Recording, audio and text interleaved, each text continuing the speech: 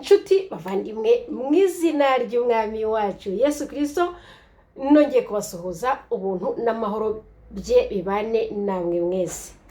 Ndizera ko muri amahoro, nanjye ndamahoro. Reka dushime Imana rero itugejeje muri uyu mwanya mwiza wamwe dukunda guhuramo tukibyanditswe byera mwishirye ku isabato.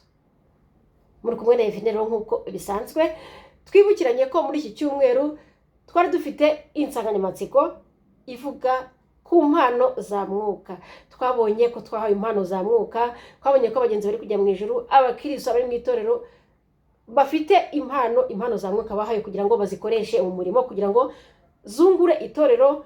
Nkuko twasanze ko n'umubiri ufite ingingo nyinshi cyane, ariko izo ngingo nazo uru rugingo rufite icyo rukora, noneho kandi ya mirimo za ngingo zitandukanye zikora zikaba zikorera hamwe kugira ngo zubake umubiri cyangwa zubake umuntu. Niko natwe abantu batandukanye bagize itorero bafite n'impano zitandukanye, izo mpano bahawe n'umwuka noneho zituma bakora umurimo. Twasanze rero ko kugira ngo dukore uyu murimo cyangwa kugira ngo izo mpano twaye tuzikoreshe neza, nuko hagomba kuba hariho urukundo. Muri make, muri abo bantu bari mu itorero bagombye kugira urukundo kugira ngo bashobore gukoresha neza za mpano bahawe. Urugero, n'umubiri wacu niba ugizwe n'ingingo zitandukanye, za ngingo zigaragara inyuma n'izitagaragara, ariko zikaba zikora hamwe kugira ngo umuntu abe umuntu muzima. Twasanze ko niba urutoki rucitse, umuntu wese, umubiri wose ugira ikibazo kubera ko urutoki rwacitse. n'ibishoro rimenetse, umubiri wose uraba rurangirika. Niko rero na za ngingo zacu, za ngingo za Kristo, iyo rumwe rwangiritse, Kristo arababara. Noneho twabwira ko muri make nta mpano n'imwe iruta iyindi. Wawe utekereza ko impano ye iciriritse, undi tukumva ko afite impano irengeje iruta iyundi, ntabwo ari byo. Pawulo yageze mu Makorinto asanga nabo niko ameze, asanga hari abafite impano bumva ko ziri hejuru, abandi bumva ko ziri hasi, ngo hariho abanyambaraga n'abacishiye make cyangwa abadafite imbaraga, abanyantege nkeya. Ariko bose Pawulo yifuje ko bose bahuriza hamwe muri za mpano bahawe bakubaka itorero. Natwe umunsi wa none turavuga kugira ngo izo mpano zose twahawe nko twazibonye zigomba gushyirwa hamwe zikubaka itorero. Turangiza iki cyiciro rero cy'iki cyumweru, tukirangiza reka dusome amagambo aboneka mu gitabo cyitwa Spiritual Gifts ku muzingo wa mbere, ku rupapuro rwa 5 turageza ku rwa 17, ariko ngiye kuyasoma mu Kinyarwanda. Ndizera ko rero nutaragize amahirwe yo gukurikira ingingo zose twize muri iki cyumweru, ari bugire muri make icyo asobanukirwa cyerekeranye n'impano za mwuka twahawe. Reka twibukiranye ko muri zo mpano twabonye, ejo twari twabonye impano yo kuvuga indimi. Twasanze ko iyo mpano yo kuvuga indimi byanze bikunze idakoreshwa neza hatabanje kubaho impano yo guhanura. Twabonye ko izo ndimi cyangwa impano yo kuvuga indimi umwuka ayiguha, akaguha n'uburyo ushobora gusobanura izo ndimi, cyangwa akagira n'undi aha ya mpano ishobora gusobanura za ndimi. Twiga neza ko niba ari uririmba mu rurimi rudasobanutse, niba ari uvuga mu rurimi rudasobanutse ibyo avuga byose, ariko yagombye kubivuga mu ruhame ari uko azi ko ashobora kubisobanura, icyo gihe niho iyo aba ari impano kuko yaturutse kuri mwuka wera. Twasanze izo mpano zikenewe. Noneho kandi twongeye kubona noneho rero mu cyiciro cyakurikiyeho twabonye impano yo guhanura. Twasanze iyo mpano ikomeye cyane. Iyo mpano irimo kwigisha, irimo kuburira abantu, irimo kugorora abantu. Twasanze iyo mpano ikomeye cyane. Tubona ko iyo mpano buri gihe ari ibanziriza impano yo kuvuga indimi. Reka rero dusome aya magambo nk'uko namaze kubabwira, turebe noneho icyo twazirikana. Nutaragize amahirwe yo kugira ngo akurikire muri iki cyigisho, akaba atarakurikiranye ibyisho byose twabonye, nibura wenda agira ibyo akurikira turangiza iki cyigisho, Uwiteka aduhana umugisha. Reka no mbere kugira ngo dukomeze tubanze dusenge Imana. Data uri mu ijuru, mwami wacu dukunda kandi ukatwitaho, izina ryawe rihabwe icyubahiro. Turagarutse ku ibyanditswe byera, turukuragiza data mwiza iki cyumweru twatangiye cyane gikomeye cyane. hari igihe tumva ko cyari gikomeye kubera ko ibyakiranze aribyo dusanga tubona uko bwije n'uko bukeye, abantu bavuga indimi, abahanuzi ni byinshi, ariko cyari icyumweru gikomeye data mwiza.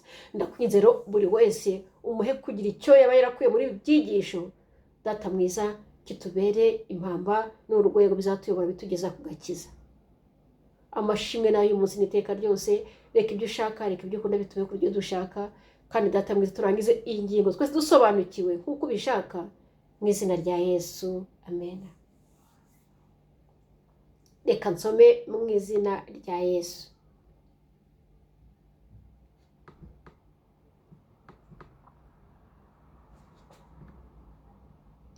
Nimureke abantu bajye gukora biringiye Uwiteka, nawe azajyana nabo, yemeze imitima yabo kandi ayihindure.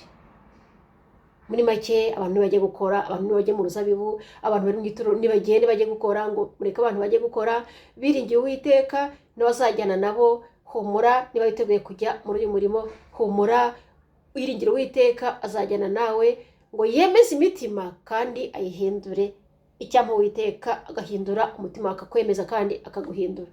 Umukozi umwe ashobora kuba ashoboye kuvuga, undi ashoboye kwandika, undi ashobora kugira impano yo gusengana umwete, undi ashobora kuba noneho wera ataryarya kandi atagamburura, undi afite impano yo kuririmba. Impano ni nyinshi cyane Mwuka yagiye atanga. Undi ashobora kugira ububasha budasanzwe bwo gusobanura ijambo ry'Imana mu buryo bwumvikana, ku buryo yigisha rwose abantu bakumva, aho yigishiye hose abantu bakihana bakumva. Kandi noneho rero buri mpano yose ihinduka imbaraga Imana ikoresha kuko ikorana n'uwo mukozi. Muri make Uwiteka ngo twayibonye azajyana nawe, impano yawe rwose izahinduka iyo Uwiteka, kubera ko azaba akorana nawe. Umwe Imana mu ijambo ry'ubwenge, undi agahabwa kumenya, undi agahabwa kwizera. Nyamara bose bagomba kugira umuyobozi umwe, bose bagomba kumva ko umuyobozi wabo ari umwe. Muri za mpano zose bafite bagomba kumva ko umuyobozi ari umwe, bari gukorera Uwiteka Imana ishobora byose, kubera ko niyo yakoresheje Mwuka noneho atanga ziriya mpano. Impano z'uburyo bwinshi rero zigeza ku mikorere y'uburyo bwinshi, ariko Imana ikorera byose muri bo ni imwe. Imana ikorera byose muri bo, muri abo bantu bose bafite izo mpano, ni Imana imwe. Biboneka mu rwambere rw'Abakorinto mu gice cya 12 ku murongo wa 6.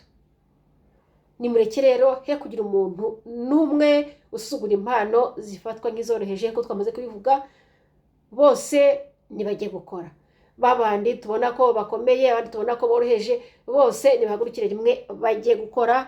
Nta mpano n'imwe iruta iyindi, kubera ko zose ni impano zatanzwe na Mwuka kandi zatanzwe kugira ngo zikoreshwe mu murimo. Nimureke he kugira uwifumbata mu kutizera, he kujya uvuga ngo ngiye rwose ni ukuri ngo nta mpano mfite, twarabibonye rwose, ngo ngiye rwose nta mpano mfite, ntacyo nakora, nzajya nza rwose, nzanza gusenga, Uwiteka nabinshoboza, nze niyicarire numve nitahira, ariko nta mpano mfite rwose nakoresha umurimo w'Imana. Oya, impano ntabwo ari ukuvuga ngo ni wa murimo uzatorerwa mu rusengero kugira ngo ukore. Oya, impano Uwiteka yaguhaye impano, Mwuka yaguhaye, ashobora kuguha impano, noneho za mpano abayobozi bakubona wenda Umwuka yabahumekeramo bakagutorera kugira ngo ukore iyo nshingano.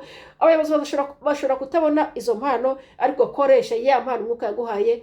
Umurima ni munini cyane kandi umurimo ureze. Ntabwo umurimo uzakorerwa mu rusengero gusa, umurimo uzakorerwa no hanze, aho tugenda, mu kazi se, ku mashuri se, mu aho dutuye hose umurimo urahari. Imirima ireze, ni igihe cy'isarura. Ngo nimurekere he kugira umuntu n'umwe usuzugura impano zifatwa nk'izoroheje, bose nibagende bajye gukora. Pardon. Ngo mureke he kugira uwifumbata mu kutizera, bitewe n'uko atekereza ko atakora umurimo ukomeye. Nimureke kwirebaho, muhanga amaso ku muyobozi, kubera ko twabonye ko umuyobozi wacu n'umwe. Tugende tujye gukora twifashishije za ntwaro cyangwa muri make za mpano twahawe, tugende tujye gukora, twe kwisuzugura, tugende. Ariko noneho duhanga amaso ku muyobozi wacu, twasanze ko Yesu Kristo ari we muyobozi utayobya, tumuhanga amaso azatuyobora mu bugwaneza, mu kuba abanyakuri no mu rukundo, mukora ibyo mushoboye. Muri make Mwuka azadushoboza, mu rukundo, mu bugwaneza, mu kuri azadushoboza. Muri make tuzashobora byanze bikunze kubera ko Mwuka azaba ahari. Buri wese muri twe rero akeneye ubufasha dushobora guhabwa bukomotse ku bundi bwenge. Imana izakorera mu bindi bitekerezo bitari ibyacu, kuko twamaze kwibona izakorera mu bitekerezo bitari ibyacu, mu bitekerezo bya Mwuka Wera waduhaye izo mpano. Impano zitandukanye rero zahawe abantu batandukanye zigomba guhurizwa hamwe kugira ngo zitunganyirizwe abera gukorera umurimo wo kugabura iby'Imana, kugira ngo zungure umubiri wa Kristo, kuko twayibonye mu Efeso igice cya 4 ku murongo wa 12. Buri gihe imbere yacu hazaba inzitizi. Buri gihe uri mu murimo twabonye na Yesu Kristo, mu murimo hari inzitizi nyinshi cyane zituma atazagera ku byo yiyemeje ariko yabigezeho. Twabonye n'abigishwa n'intumwa nabo bari bafite inzitizi nyinshi cyane zagomba gutuma batagera ku iherezo batsinze, ariko bararwanye bose ubwirwa neza ko bageze ku iherezo ry'ubuzima bwabo batsinze. Muri make rero ngo buri gihe imbere yacu hazaboneka inzitizi. Buri gihe niba uri muri uyu murimo byanze bikunze uzabona inzitizi zishobora kubuza gukomeza, ariko komeza ibuke ko uri kumwe na Yesu Kristo, wa wundi inzira itayobya. Ariko rero tugomba gukurikira umuyobozi wacu, maze tugahangana n'ibiturushya twunze ubumwe, dufatanye mu biganza. Muri make nituzahura n'inzitizi twe kuzikanga, tuzamenye ko tugomba guhura nazo kubera ko twarabihanuriye, twarabibwiwe ngo ariko noneho tugomba gukurikira umuyobozi wacu kubera ko nawe yabonye inzitizi ariko yaratsinze. Ngo maze no muri uko kumukurikira noneho rero ngo tugahangana n'ibiturushya tukazabitsinda byanze bikunze, ngo twunze ubumwe kandi dufatanye mu biganza. Twese rero Uwiteka tubashije kunga ubumwe, dukoresha neza impano twahawe, tutireherezaho abantu, ahubwo noneho tubarehereza kuri Kristo. Buri wese noneho uko ashobojwe n'umwuka, wa mwuka wamuhaye izo mpano afite, tuzikoreshe neza byanze bikunze. Ntabwo tuzatsindwa, tuzatsinda kubera ko turi kumwe n'umuyobozi wacu, kandi umuyobozi utayobya. Reka dusenge.